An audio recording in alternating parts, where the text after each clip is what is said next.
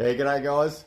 Today on the channel we're going to get this quad a little bit more reliable-ish, so we don't have to push it down a hill. Brakes, maybe a couple other things. Let's get into it, eh? Here we go.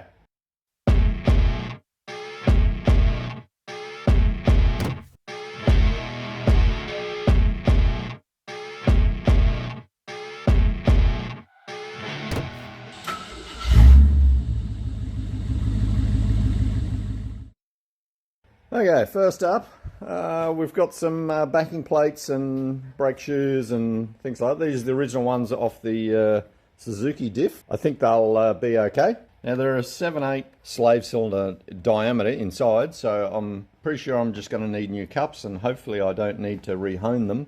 The shoes themselves are okay. They just look a little bit crusty and the adjusters need a bit of a tidy up, but besides that, they look alright. I've gone ahead and loosened all the, because when I got it, someone had cut all the brake lines for some unknown reason. They just use side cutters on these ones. So what this system does, or the way this system works, it's a little bit different to what other motor vehicles I've seen, is the master cylinder, which is this little thing here. I don't think this is a Suzuki one actually, I'm pretty sure it's not. But I'm going to use it anyway, so I might need to re-kit this. Is it comes from this, like your pedal pushes in there, comes out of here, goes into this one, comes out of this one, comes across to this one, and then that's your bleeder, which is here. It's really crusty and it took a heap for me to get it out, so I think I need a new one. Even, you know, the hole in the middle, it's pretty stuffed. So, see, normally with a car it has a flexible line, like this one, has a flexible line that comes down off the body, or the chassis, comes down to the center of the diff, and then it has a T-piece and goes off in two directions. One goes to one axle, one goes to the other axle. And there's a bleeder on each one.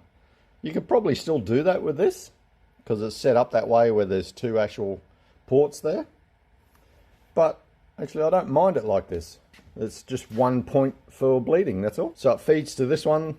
It actuates the cylinder, then the pressure, you know, the least path of least resistance, goes across to this one and pushes that little piston out. Disassemble these fairly quickly, get these covers off, and then I'll see what the insides are like, if they're still okay. If they're not, I'll just order a couple of new slave cylinders. If they're still okay, I'll just go and get some new cups. They're just a little, they're sort of like an O-ring, but they're a cup for brakes for those who've never fiddled with brakes before, and I can get them from the local brake shop. I can either get them locally or through Rock Auto, but I sort of want to try and get it all done today if I could. I can borrow a hone for these slave cylinders. You give them a bit of a tidy up to deglaze them. I'll start pulling them apart, and then I can work out exactly where I'm going to put the master cylinder, which connects to the pedal. It's going to be a bit tricky. I'll show you. Hang on, let's have a look.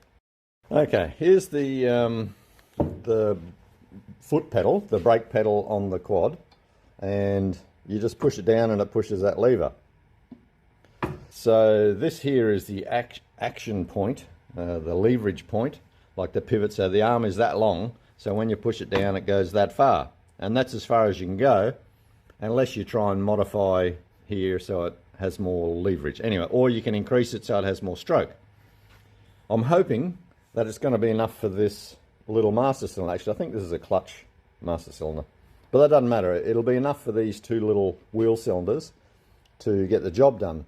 Now the thing is, because it pushes forward when you push the pedal down, I can't sort of mount it here somewhere, although it's on the outside of the bike frame. I don't really like that, but I could put a guard around it. If I tried to put it over here somewhere, it's going to be fouling with the tire, or it's just really complex and close to the exhaust pipe, which will get hot. I can't really stick it in there because it's going to be in the way of the steering and the suspension, and the linkage to go all the way from there to there, it would flex too much, so when you stamp on it, it wouldn't be real good. So I'm kind of thinking, why don't I go sort of similar to what it was originally. Now it was a cable setup. Here's the end of the cable. I just got to put a little pin in there. And here's the cable that sits in the little saddle, and then the cable comes out here, and it went to one of the sides, because there was two of them, one of the rear wheels. So what I was thinking, a lever along here that the cable can connect to, and a pin right there, and have it push into the master cylinder. I either have it on the inside, have it on the outside there, and I can put a little guard on it, or I can try and put it on the inside there, but then it's a bit close to the exhaust. So I'll work it out and make it a little bracket and everything, and have it all sort of sitting, and then I can get the lines made up. I've got a bit of steel there and a few nuts, and I can go over to Garry's place at AMC Restorations and get a couple of flares put on. So anyway, that's the brakes, and we'll get into the clutch and the starter after that. So we'll get this bit first, and we'll get into it. Here we go.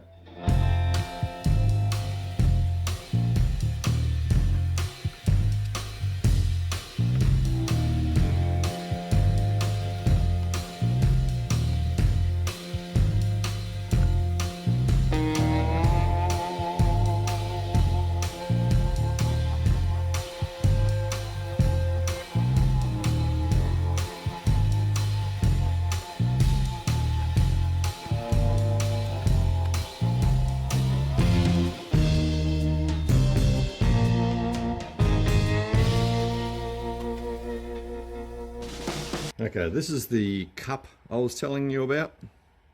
The actual condition of the cup looks alright, but I might just get new ones anyway, because in there it doesn't look awesome.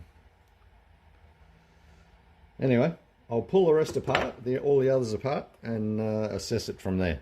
Okay, these are the components that we have that need repairing. Okay, with the master cylinder, it's not in bad shape. A little bit of crustiness on the outer part, like you can just sort of see. It's a little, well, it's not pitted or anything. The hone should be able to tidy that up. So I'll run the hone in that, and I'll get a new cup. Like, that's the cup, that's the main part that actually does the work, and here's the other part, so it pushes in and out with the spring inside it.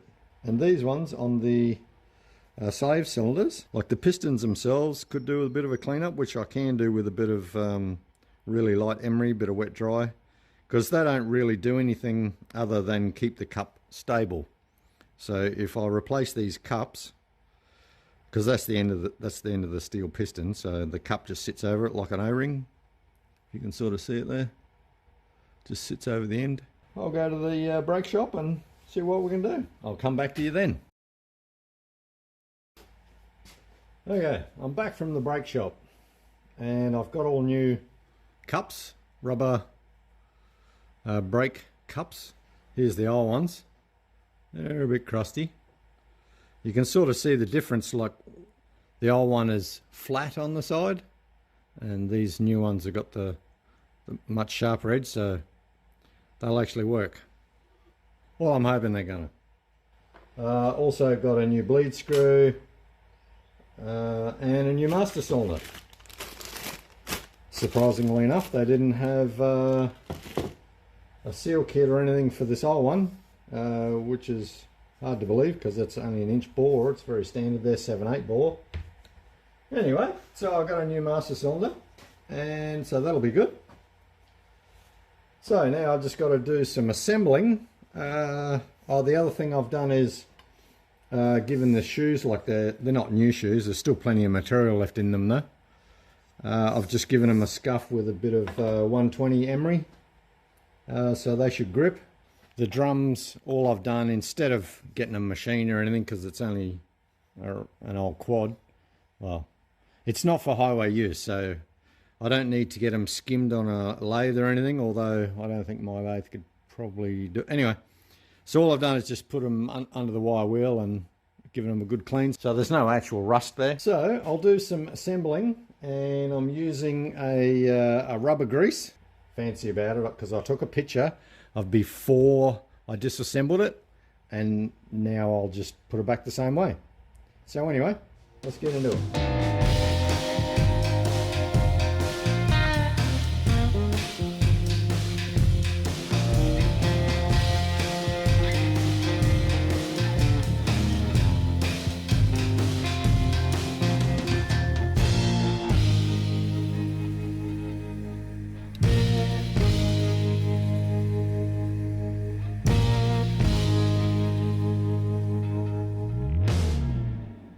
Okay, I've got the backing plates. I've painted the back because that's the bit that you'll see. And the inside, well, it doesn't really matter at all. So I can assemble it. Now, either or of the slave cylinders, they're both the same, other than one has a little olive in it. So that one's for the bleed screw. It's a bit deeper, hard to see. So the bleed screw, being a lot longer, fits into that one, and the taper is different at the bottom for the taper on the bleed screw.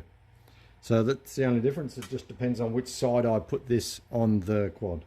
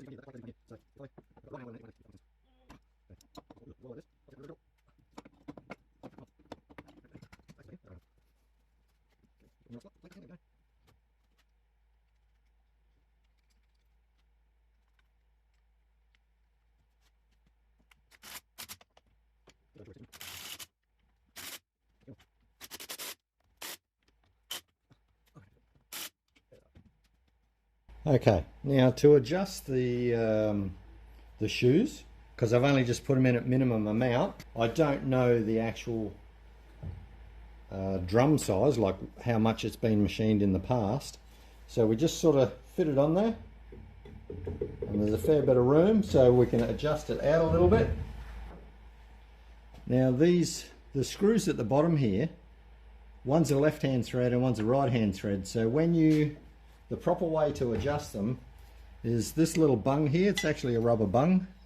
You're meant to take the bung out, have the shoe on, and then like you have it at the bottom, and then you ratchet it at the bottom like that through the hole. But we've got the luxury of it being off, so I'm just going to keep turning the little wheel. Oh, that's the wrong way. But the funny thing is, because one's a left-handed thread and the other one's a right-handed thread, you can just keep going the same direction and it'll just adjust. Just go until you think it's where it's meant to be, or till they're even. You try and do them about the same sort of width on each side, and then see how it fits. That's closer, but still loose as a loosey-goosey. So we'll just go a bit more. They're second-hand shoes, so they're the ones that were on the backing plates. Don't think we need new for this application.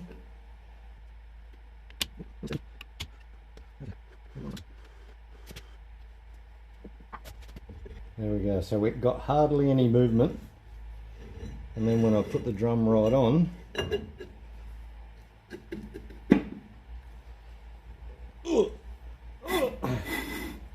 it drags. That's not what I wanted. That's got to go further though. Oh, there we go. There we go. Beautiful. Not dragging. But it could have been like a notch or two tighter.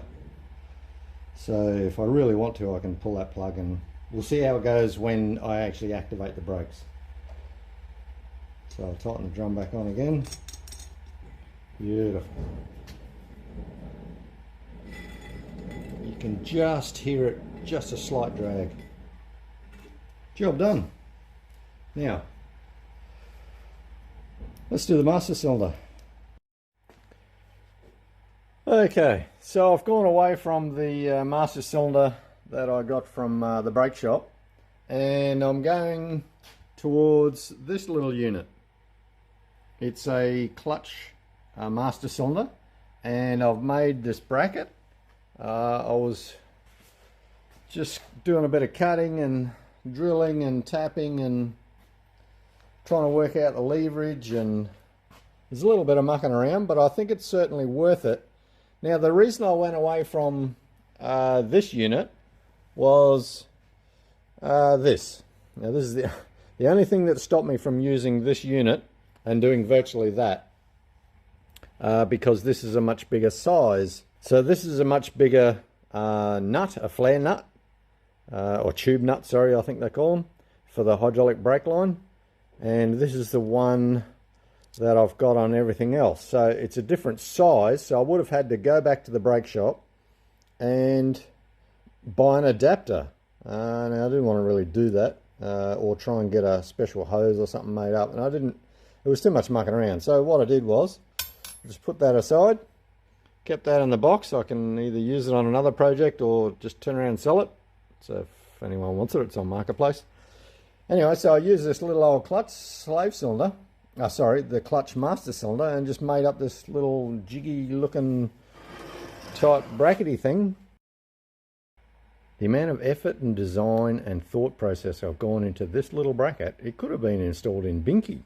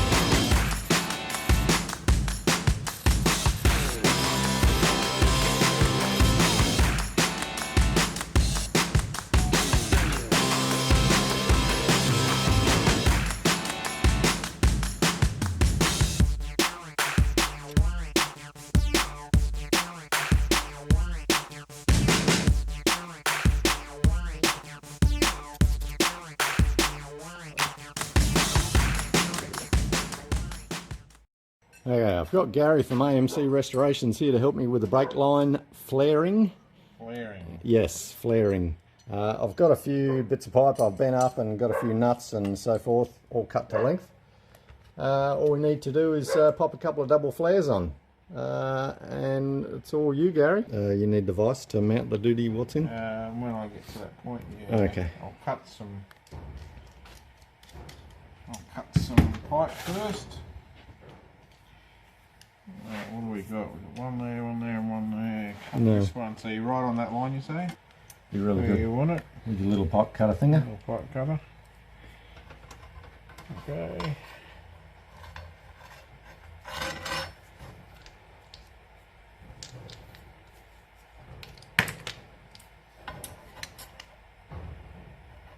Show you what I'm doing at the end there. Just when you cut them, they always sort of burr over a bit. So I always just give it a bit of a clean out. So it's a deburrer sort of thing. Basically, it's a deburrer. So you can get the little tooly thing in there next. Excellent. So that should go in there. It's got a bit of resistance there somewhere. Big hammer. Maybe. It's not on the end, so just to double check that. Okay. Yep, now we've got that seated in there, ready. Okay.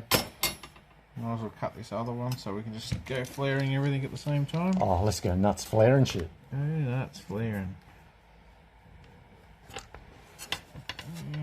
Can't remember what car I took this out of. Might have been a Subaru or something. Or metric. Possibly the zombie. No. The zombie. No, it would have gone into the zombie. Well, the zombie brakes are all the chassis. Yeah, they're Hilux. Yeah. Yeah. So it's possibly the zombie you pulled them out of. No, I left the ones there. Oh, okay. Fair enough. I think. I thought you took them off the body, but left them on the chassis. I can't remember. Can't remember. That was too long ago. Too many builds ago. Yeah. There's been a few in between there. Too many builds ago. In my mind. I think I've come up with a new build idea every second day. Challenges to get the next one finished. Yeah. If only it was like some of those YouTube guys that, you know, they could... Knock them out in a day. Yeah, yeah. Okay, that's good. Okay. Alrighty. Is there enough room on here for the flare tool? That one's going to be a little tight, but no, I should make it. If do not, that one first and see. Yeah. If not, we'll have to straighten the pipe a bit, maybe. Maybe. Oh no, we'll get that. Okay. Because the plan is to... Oh, 1/4 plus 3/16. You've got to poke the pipe through there. Now, don't forget to put your nuts on. Don't forget to put your nuts on. Yeah. That's it. See, You got it's the on nut there. on there. It's on there. Okay, so what I'm doing there is the little step that's on the shoulder there. Yep. Is the height that you want the pipe at. So it's Okay. going to come down a little bit. To the same height. Yep. That's the same height there. Lock it in, Eddie. Lock it in, Eddie. And then for a little bit of extra help, I tend to put it into a vise if I can. Don't always work, because you've got to be able to get the next tool on there. Just helps hold it a little bit more. Yep. Bit of a backup plan. Bit of a backup. So then you drop that little tooly thing. A little button looking thing. Into there. Now there is big fancy machines that you can get, but this is the basic version. This is the very basic version. But it certainly does the job. As long as it's a double flare, because the single flares, well, they're not legal. But They're a bit sharp. yeah. Depends on the application. So then what you do is you wind it down. As long as you're tight enough, the pipe won't push through. See if we can get some pressing action going on See here. the first flare going down. And you just go until that little tool bottoms. Without snapping it. Without snapping it. As soon as it bottoms, that's it. Take that out. That's your first part of the flare. Okay. And then you drive this part down. Oh, just the coney part of that doodad. Yeah. That's it. And then you just make sure it's sitting in the middle. And you just flatten that down. Give it to me, baby. Okay. If all goes well, you don't split the pipe. Oh, that happens often or not really? Not often, but I have had it happen. There we go. Here's our first perfect double flare. I'll just take it all apart. Give a bit of an inspection, make sure she looks good. Nut all fits. It all fits. And then I usually get an old wheel cylinder or something and actually run that into it and just seat the flare. Yeah. Okay. No worries. So that's one done. Let's see if we can get the others done just as quick. Okay, well we'll do them ones off camera now that we know how we're sort of doing it. Anyway, we'll come back when we're done. Yep. Okay, we've just done the last one. And you said there was some other step that you do besides just checking the nut and everything? Yep, once all that's all good, grab a bit of compressed air and give it a blow through, make sure there's no metal left in there.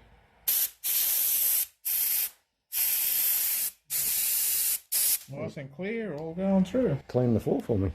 You're welcome. Okay, Gary, well thank you for that. Appreciate it. No problem. If anybody needs to get hold of you to do their AMC motor vehicles, it'll be on your Facebook page. I'll put the link in the description down below. We'll carry on. Thanks for that, Gary. No worries, mate. Alright.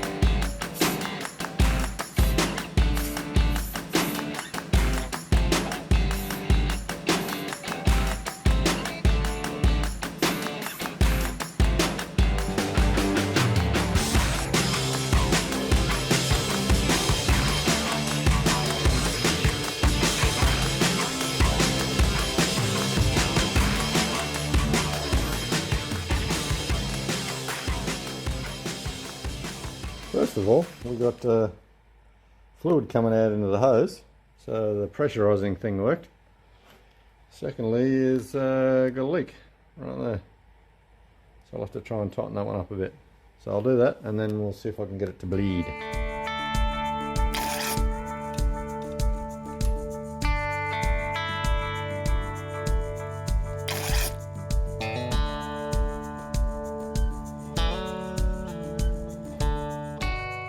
So now we've got the ignition panel done, which looks pretty tidy.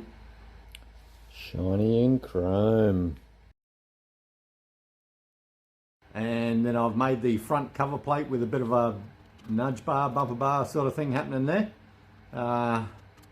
So we can run down zombies and stuff.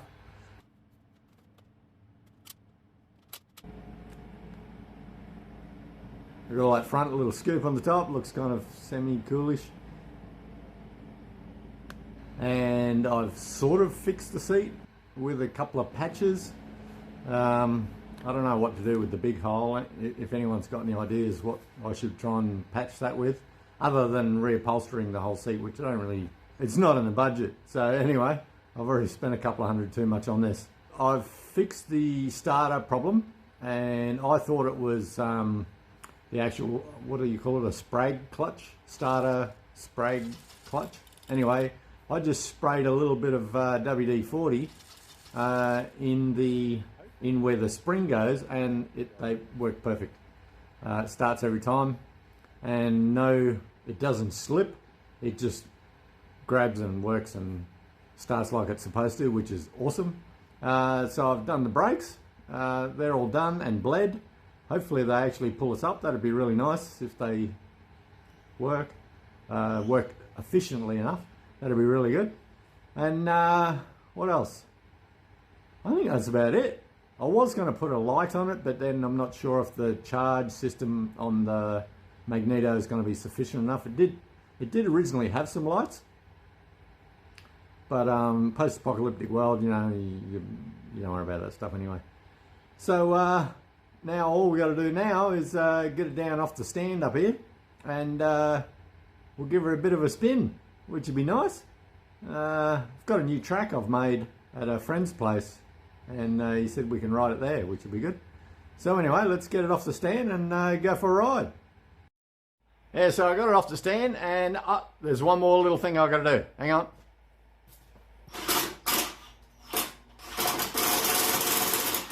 I'll show you in a sec. There we go.